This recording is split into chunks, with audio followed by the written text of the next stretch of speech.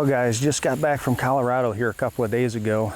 Had an excellent trip, but now these beans are starting to turn yellow like what we were waiting for to get some of this rye and winter wheat broadcast into it. So we're going to do that today. But before we do that, it seems like there's a few of you been wanting to see this little buck I'm after, the old Loch Ness Monster. I'm telling you, this buck is truly a once in a lifetime for me. I know they get bigger or whatever, but I don't know if they get much bigger than this one. He's got about everything you could want: width, crazy; mass, crazy. He's got extras if you like that: split brows, flyers, kickers. And the best part is I was able to check the cards again Sunday. And he's daylight active on one of these monster buck plots we drilled. Was that probably 3 or 4 weeks ago? He found that along with a bunch of does, and I've been getting pictures of him in there in daylight. So say we got a pretty good shot at him. We're gonna show some of him here today, and then we're gonna do another more in-depth segment about what that deer would mean to me and kind of some of my background of where I came from and how I got to this point and why it would mean so much to me on the main show. So stay tuned for that, but we'll show him right here today, and then we'll get some of this stuff done here now. But really looking forward to that deer. Like I said, I've waited my whole life to hunt a deer like that. It really feels like about the only thing that I have left for me personally. You know, when I came out here, I wanted to shoot a 150-inch deer and own land and be able to manipulate the land and, you know, put food on it and do all the stuff that we do. And I've done all of that, and obviously I've been able to hunt some really nice bucks and take some nice ones, but this one will be special. It's, the one thing I've had in my mind, especially the last, 5 or 6 years, I wanted to hunt a behemoth of a buck just one time in my life, and I think this is that time. So it's going to be pretty exciting. Hopefully I can hold myself together if I get a shot at him, but that's where the practice will come in.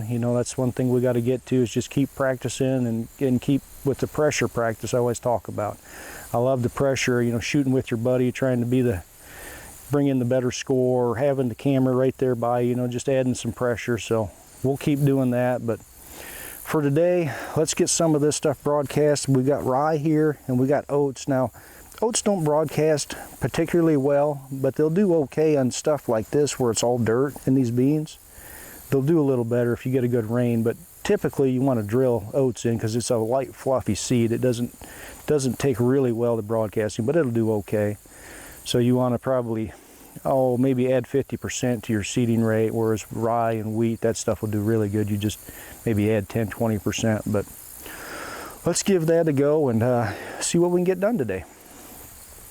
Thank you. As far as rate on this, I just kind of go by feel. This stuff you can seed pretty heavy, up to 300 pounds per acre, but I'll usually start with about 150 to 200 pounds per acre. But on just a little section like this by our walnut tree, you can seed her pretty heavy.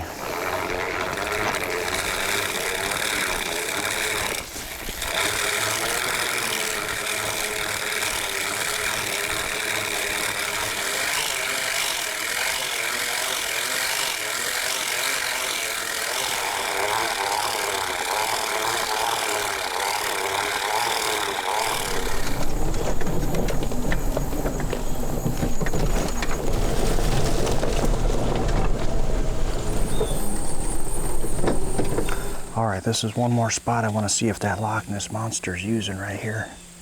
Got a stand over my shoulder, corn right here, corn here, and then the green source he's been using in daylight's just on the other side of this creek. So I want to know if this is another good option for him. It's got to be. It's right in his hub. But that's why I'm talking kind of quiet, because I think he's just bedding right around here somewhere. I don't really want to run him out today, or any day for that matter. Let's go get this set up and we'll see if he's using this area.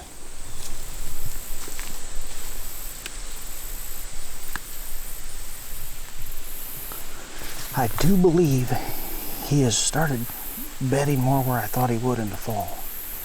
I thought he was out in this area more so in the summer. And I think he has moved back a little bit more into the timber, a little more cover. So the nice thing is we got a good wind to be in here today. It's blowing away from where I think he's bedding. All right, there she is. Like I said before, I'm checking SD cards this year. Not that the Cuddy Link system doesn't work awesome. It's a great system. I'm just wanting to check SD cards this year, so I just enjoy being out on the farm. Sometimes it's counterproductive as far as being out here, you know, with the intrusion or whatever, but I just like being out here, so that's what I'm doing this year. All right, we'll let that soak for a few days and we'll come in and check it and see what we got. Yes. Well, we got kind of a double whammy right here. We drilled some of that monster buck into this alfalfa. It was just getting kind of sparse. You can see what it looks like. It's beautiful. It's just full of deer up here. Look at this scrape we made here. We just hung a branch on that. This thing's getting mangled. That one right there is getting tore up. I'll run a montage of the bucks that's up here. It's pretty crazy. There's a lot of nice deer here, but not the one I'm after. We're just after one so far this year. But I just wanted to show you this little setup and take a look at this food source. Stuff came up awesome. Got a cuddy back right here. Well, let's go head back and do some shooting for the day. What do you think? Devin, you ready to challenge me with your one arrow? One thing I learned a long time ago, if you want to be the whitetail master, you've got to eat like whitetails. Check this out. Nice little radish right there. Little dirt never hurt anybody. Those are actually pretty good. Gotta try those. Just like right out of the garden, man. Whew, a little hot. Well, we made it back to the house here. You know, I think it's important to practice all year long on any given year. But with this shot of a lifetime that I could have coming up, we'll see how it plays out. I feel like it's extra important this year, so I want more pressure the better. So I'm gonna have Devin come up here when I shoot and get right here and kind of try to distract me, so add all the pressure we can on this. Because I'm already feeling the pressure, honestly, at this deer stepping out. I can already foresee it happening. I've been there many times, and it's the buck of a lifetime steps out, you know. This one just happens to be bigger than any of them I've hunted, so feeling a little more pressure. But Devin, come on up here. Get right up here where you can distract me if possible. This is a little over 35 yards here. And it's pretty windy today. But I would hunt in this, so I need to practice in it.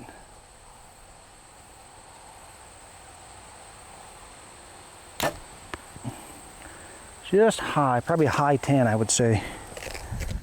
Well, this is just clipped the top of that 10 maybe, but obviously higher than I'd like to be. I'm aiming for that lower third is where I want to be, so. I'm going to shoot this one in Joe's honor. He loves to shoot coyotes. Here we go. All right, Devin, get up here where you're distracting, very distracting.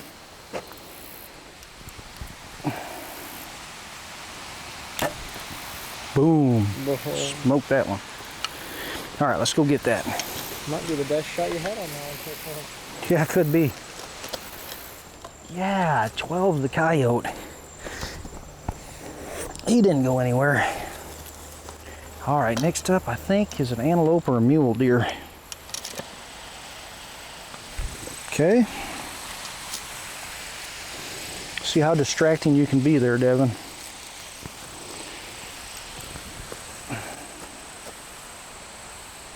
It's pretty distracting, I admit.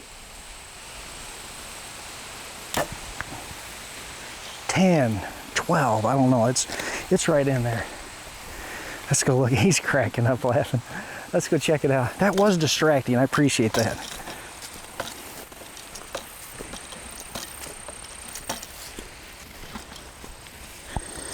You know, that's kind of like you're drawing back on this Loch Ness buck and you got 2 or 3 does around you distracting you, you know, you're worried about.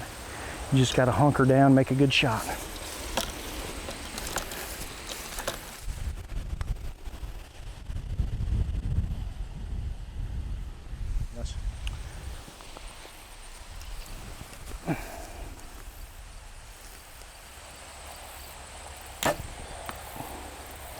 Nailed him.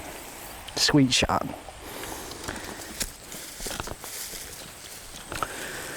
Man, I'd take that shot on a Loch Ness. Sign me up.